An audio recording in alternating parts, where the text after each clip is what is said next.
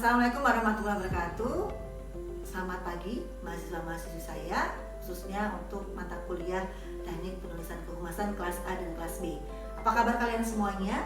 Saya berharap kalian semuanya sehat dan tetap di rumah ya, stay at home dan tetap jaga kesehatan. Kali ini kita akan kuliah online ya, khususnya bagaimana membuat ya naskah kehumasan dalam bentuk feature. Baik, kali ini kita akan membahas tentang bagaimana public relation atau humas harus memiliki kemampuan menulis, khususnya naskah dan dalam bentuk feature. Kalau minggu yang lalu kita sudah membahas bagaimana PR atau humas harus memiliki kemampuan bagaimana menulis dalam bentuk press release. Baik, kali ini saya akan menyampaikan tentang apa itu feature. Ya, jadi feature merupakan tulisan kreatif yang berfungsi untuk menginformasikan suatu peristiwa atau kehidupan seseorang yang dikemas dalam kalimat yang menarik. Jadi di sini feature merupakan suatu jenis tulisan yang di dalamnya menyampaikan fakta secara menarik, ringan, dan menonjolkan dari segi fungsi.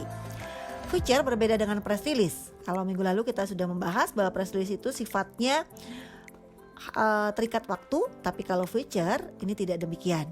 Kemudian feature ditulis tidak berdasarkan hayalan, kemudian bukan rekaan, kan tetapi biasanya menulis feature ini dituliskan hal-hal yang berkaitan dengan isu-isu atau hal-hal yang menarik, kemudian hal-hal yang ringan, kemudian hal-hal yang memang dibuat supaya orang ingin tahu lebih dalam tentang cerita yang akan kita sampaikan. Struktur dalam penulisan feature ada 4. Yang pertama adalah judul, kemudian lead, isi, dan penutup. Judul merupakan bagian paling penting dalam menulis sebuah berita ataupun sebuah feature, gitu ya. Jadi judul memang harus dibuat semenarik mungkin sesuai fakta yang ada. Kemudian di sini harus dibuat semenarik mungkin supaya pembaca tertarik untuk membaca isi dari feature tersebut. Kemudian struktur feature yang kedua adalah lead. Jadi lead terletak di bagian atas tulisan dan merupakan pembuka dari suatu berita dalam bentuk feature. Isi merupakan suatu intisari dari berita yang akan kita buat. Di sini isi berisi begitu ya, kejadian ya atau peristiwa atau hal-hal lain ya yang akan kita tulis dalam bentuk feature. Dan yang terakhir adalah penutup ya. Di sini merupakan bagian akhir yang di dalamnya berisi kesimpulan dari seluruh kejadian atau peristiwa atau profil misalnya ya akan kita tadi sudah kita buat dalam bentuk feature. Nah, di sini saya akan menyampaikan tentang ada beberapa jenis-jenis feature. Yang pertama adalah feature dalam bentuk berita tadi ya. Teman-teman, seperti halnya minggu lalu kita sudah membahas tentang press release.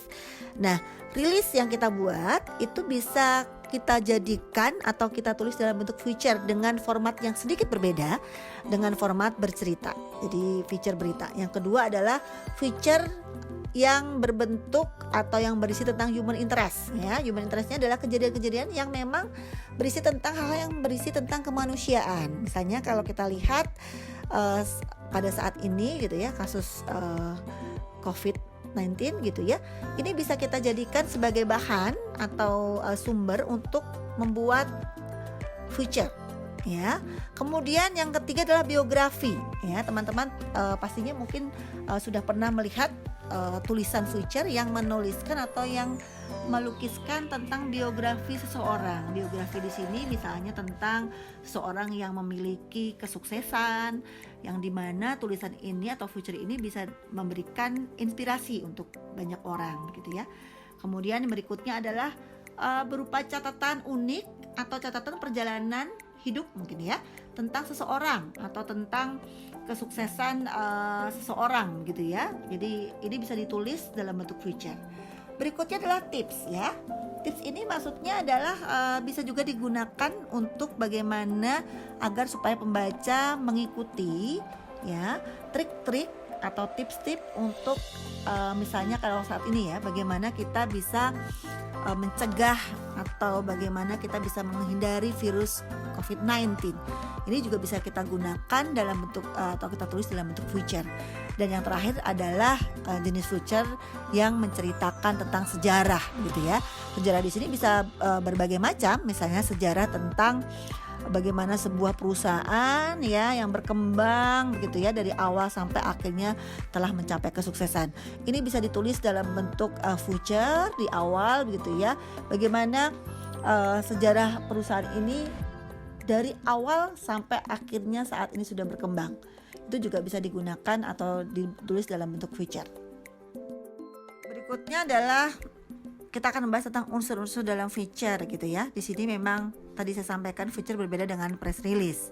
Ada tingkat subjektivitasnya. Artinya bukan berarti tulisan ini tidak objektif, tetap mengedepankan sisi objektivitas, akan tetapi karena yang ditulis adalah dari sisi subjektif si penulis, sehingga terkadang feature ini memang ada unsur subjektivitasnya.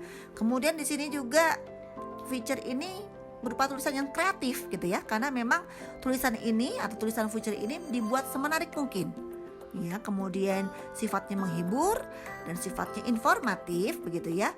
Dan yang paling penting tetap mengedepankan unsur objektivitas atau nyata. Selanjutnya kita akan membahas bagaimana langkah-langkah dalam menulis feature gitu ya. Yang pertama memang kita harus membuat judul di mana judul ini harus menarik. Artinya judul yang membangkitkan motivasi orang atau pembaca untuk membaca tulisan kita. Yang kedua, kita harus membuat lead. Ya, lead di sini adalah lead di mana lead adalah salah satu bagian paling penting dalam menulis feature. Lead inilah yang nanti menjadi penentu apakah tulisan kita akan dibaca dari awal sampai akhir. Kemudian berikutnya adalah kita akan menulis isinya. Ya, isinya ini memang informasi ini harus ditulis secara rinci, ya, meskipun gunakan alinea yang pendek-pendek saja. Jadi supaya ketika orang membaca, begitu ya, itu tidak terkesan membosankan. Ya, yang terakhir adalah kita harus membuat penutup, ya, dengan merangkum seluruh tulisan dari awal pembukaan sampai akhir. Di dalam penutup ini kita nanti akan sampaikan bahwa sebetulnya isi dari keseluruhan feature ini itu apa saja begitu. Pesan-pesan yang disampaikan dalam feature ini tuh apa saja. Itu diletakkan atau kita taruh pada saat kita menulis penutup. Baik, setelah kita tadi tahu bahwa ada langkah-langkah harus kita lakukan dalam menulis feature, saya akan menyampaikan juga ada jenis lead maupun jenis penutup ya dalam feature ini. Yang pertama adalah lead berupa ringkasan gitu ya. Lead ini sering digunakan ya bila penulis memiliki persoalan yang kuat dan menarik. Dan di sini biasanya kebanyakan atau mayoritas lead itu menggunakan lead ringkasan, gitu ya. Karena di sini lead ringkasan ini sangat mudah dipahami oleh pembaca, begitu ya. Dan di sini penulis juga lebih mudah karena di sini lead ringkasan adalah di mana lead ini ditulis dalam bentuk ringkasan, ya, seperti itu. Selanjutnya adalah lead yang berbentuk bercerita, gitu ya. Lead bercerita di sini di mana penulis ini biasanya membuat pembaca menjadi tokoh utama dalam cerita tersebut. Lead ini sangat cocok untuk feature yang bersifat petualangan. Jadi di sini memang semacam storytelling. Jadi lead bercerita itu di sini lebih menarik, begitu ya. Banyak kalau beberapa tulisan-tulisan feature, terutama hal yang berkaitan dengan petualangan begitu ya, menggunakan lead bercerita. Selanjutnya adalah lead deskriptif. Apa itu lead deskriptif gitu ya? Lead deskriptif di mana mengajak pembaca menciptakan gambaran dalam pikiran tentang suatu tokoh atau tempat kejadian. Di sini lead ini sangat cocok untuk feature yang mengulas perjalanan unik dan mengesankan. Jadi di sini pembaca bisa menggambarkan ya apa yang disampaikan oleh penulis. Jadi biasanya lead ini sangat cocok ketika kita akan menulis tentang perjalanan unik seseorang gitu ya, atau sejarah keberhasilan perusahaan, ataupun begitu ya, kita akan menulis yang namanya atau membuat feature yang namanya profil seseorang yang menginspirasi. Kemudian berikutnya adalah lead kutipan. Di sini lead kutipan memuat sejumlah pernyataan, kalimat, nasihat atau jenis kutipan yang lain, di mana kutipan ini justru menarik pembaca. Kutipan yang ada dalam lead ini biasanya diambil dari tokoh-tokoh terkenal, gitu ya, disesuaikan dengan konten feature. Lead kutipan ini biasanya justru menarik pembaca karena biasanya berupa statement-statement langsung, dan kadang-kadang kita sebagai penulis harus bisa memilih statement yang bisa menjadikan orang tertarik untuk membaca feature kita. Biasanya kutipan ini adalah statement tentang kontroversi ataupun kutipan tentang hal-hal yang sangat saat ini dibahas terus oleh orang, sehingga kita ketika kita buat feature ini, orang tertarik untuk membaca tulisan kita. Selanjutnya adalah lead bertanya. Ya, lead bertanya ini memberikan kesempatan kepada pembaca untuk menanyakan hal-hal yang diperlukan. Ini jarang begitu ya digunakan oleh penulis feature. Berikutnya adalah lead menuding langsung. Lead menuding langsung di sini biasanya menunjukkan siapa tokoh yang ada dalam berita tersebut secara langsung. Ini juga menjadi sering dilakukan oleh penulis feature. Biasanya pada saat kita membuat lead menuding langsung ini adalah tokoh yang akan kita sampaikan dalam feature ini. Di dalam lead menuding langsung itu memang dibahas terlebih dahulu dibanding yang lain-lainnya. Kemudian berikutnya adalah lead kutipan. Di sini lead kutipan memuat sejumlah pernyataan, kalimat, nasihat atau jenis kutipan yang lain, di mana kutipan ini justru menarik pembaca. Kutipan yang ada dalam lead ini biasanya diambil dari tokoh-tokoh terkenal, begitu ya, disesuaikan dengan konten feature. Lead kutipan ini biasanya justru menarik pembaca karena biasanya berupa statement-statement langsung, dan kadang-kadang kita sebagai penulis harus bisa memilih statement yang bisa menjadikan orang tertarik untuk membaca feature kita. Biasanya kutipan ini adalah statement tentang kontroversi ataupun kutipan tentang hal-hal yang sangat saat ini dibahas terus oleh orang, sehingga kita ketika kita buat feature ini, orang tertarik untuk membaca tulisan kita. Selanjutnya adalah lead bertanya. Ya, lead bertanya ini memberikan kesempatan kepada pembaca untuk menanyakan hal-hal yang diperlukan. Ini jarang begitu ya digunakan oleh penulis feature. Berikutnya adalah lead menuding langsung. Lead menuding langsung di sini biasanya menunjukkan siapa tokoh yang ada dalam berita tersebut secara langsung. Ini juga menjadi sering dilakukan oleh penulis feature. Biasanya pada saat kita membuat lead menuding langsung ini adalah tokoh yang akan kita sampaikan dalam feature ini. Di dalam lead menuding langsung itu memang dibahas terlebih dahulu dibanding yang lain-lainnya. Kemudian terakhir adalah lead menggoda, begitu ya. Nah, lead menggoda ini umumnya lebih pendek dan ringan. Lead ini digunakan untuk menciptakan teka-teki, begitu ya. Penulis hanya ingin memberikan sedikit tanda-tanda bagaimana cerita selanjutnya supaya pembaca itu lebih tertarik ya untuk membaca sampai akhir. Gitu ya. Lead menggoda ini biasanya digunakan dengan kalimat-kalimat yang memang bernada untuk bertanya, begitu ya.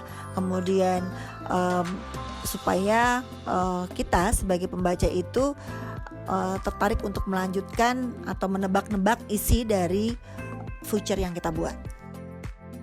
Baik, kalau tadi kita sudah membahas tentang lead, kemudian yang terakhir dari struktur dari feature ini adalah penutup. Terdapat beberapa jenis penutup ya teman-teman. Yang pertama adalah penutup ringkasan, kemudian penutup penyengat, kemudian penutup klimaks, dan penutup tanpa penyelesaian, yang masing-masing memiliki karakteristik tersendiri ya. Meskipun banyak feature yang ada itu biasanya menggunakan salah satu di antara empat ini. Yang pertama adalah penutup ringkasan ya. Di sini memang banyak digunakan oleh penulis-penulis feature. Ini yang lebih mudah begitu ya. Baik untuk penulis maupun untuk pembaca. Karena di sini sifatnya penutup ringkasan ini sifatnya meringkas kembali cerita-cerita yang kita sampaikan di depan. Ya, kemudian cerita-cerita yang lepas ini kembali kita mintakan untuk kembali klik lagi, sehingga pembaca pada saat akan mengakhiri membacanya begitu ya, membaca feature ini bisa memahami apa yang pesan-pesan apa yang sudah disampaikan di dalam feature ini. Kemudian yang berikutnya adalah penutup penyengat begitu ya. Kenapa kita sampaikan penyengat begitu ya? Di sini memang penutup yang dimaksud adalah bagaimana pembaca terkesan kaget ya, karena ternyata seringnya begitu ya, penutup ini justru berbeda dengan yang disampaikan di depan, sehingga kadang-kadang pembaca menjadi kaget begitu ya, karena statement-statement yang tidak kita duga sama sekali. Kemudian yang berikutnya adalah penutup klimaks gitu ya.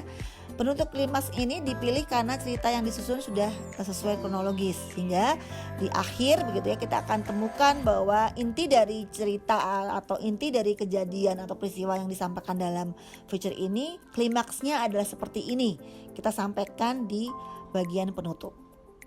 Berikutnya adalah penutup tanpa penyelesaian. Nah ini biasanya memang digunakan untuk bagaimana feature ini memang dibuat bersambung gitu ya. Jadi cerita berakhir dengan mengambang begitu ya. Jadi terkadang memang penulis ini harus kreatif begitu ya. Penutup model ini merupakan taktik penulis agar pembaca dapat mengambil kesimpulan sendiri, dan juga bisa juga cerita yang ditulis ini memang menggantung karena masih ada kelanjutannya, sehingga di dalam penutup ini begitu ya, terkesan bahwa tulisan yang kita buat atau feature yang kita buat memang tidak ada penyelesaian karena masih ada cerita selanjutnya. Baik, selanjutnya saya akan menyampaikan salah satu contoh bentuk feature gitu ya. Teman-teman bisa membaca ya, ini adalah dari judulnya Dari Bau-Bau Mencari Sembuh. Bau-bau ini sebetulnya adalah tempat gitu ya di kota Bau-Bau untuk mencari kesembuhan. Tapi di sini kita lihat bahwa dari judulnya ini cukup unik ya, Dari Bau-Bau Mencari Sembuh gitu ya. Ini dibuat semenarik mungkin sehingga kita memang sebagai pembaca tergerak begitu ya, memiliki hasrat untuk mengetahui leadnya, kemudian kita ingin mengetahui isinya sampai akhirnya penutupnya. Baik teman-teman, silakan dibaca, dan nanti setelah ini silakan Anda mulai mencoba membuat feature ya dengan hal-hal yang berada di sekitar kita saja gitu ya. Teman-teman bisa memulai misalnya dengan kasus yang saat ini sedang kita hadapi begitu ya, kasus berupa Yogyakarta ya terkena atau terdampak oleh virus COVID-19. Demikian yang dapat saya sampaikan teman-teman. Mudah-mudahan apa yang saya sampaikan dalam kuliah online kali ini teman-teman bisa memahami dengan baik. Sekali lagi selamat belajar, tetap stay at home ya, dan kalian tetap harus jaga kondisi, jaga kesehatan. Billahi taufiq wal hidayah. Assalamualaikum warahmatullahi wabarakatuh.